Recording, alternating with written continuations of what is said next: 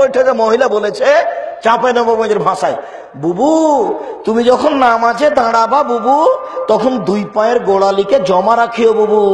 যদি দুই পায়ের গোড়ালি ফাঁকা রাখো বুবু, তাহলে লজ্জাস্থানের যোগাযোগ বুবু মাটির সাথে হবে, মাটি অভিশাপ করবে। বুবুর সব কথাই নাকি বোখারিতে আছে।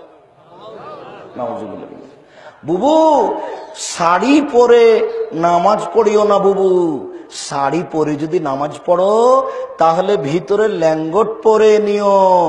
যদি ল্যাঙ্গট না পড়ো বুবু, তাহলে লজ্জাস্থানের যোগাযোগ বুবু মাটির সাথে হবে, মাটি অভিশাপ করবে।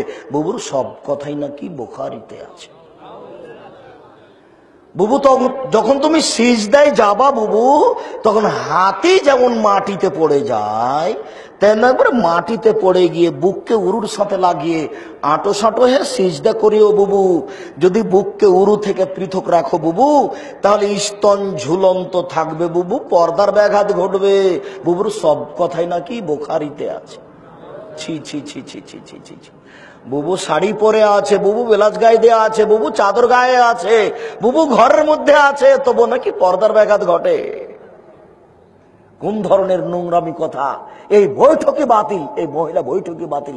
ও ধর্ম জানে না, ওর নেতাও জানে না, ওর হুজুরও জানে না। এই প্রতারক দিন রাত প্রতারণা দিয়ে বেড়াই ধর্মের নামে। ও কেন দিন প্রচার করতে এসেছে? ওর স্বামী নাই নাকি? ওর স্বামী নাই, ও বোকা মানুষ। ওকে এখানে ওখানে পাঠান কেন?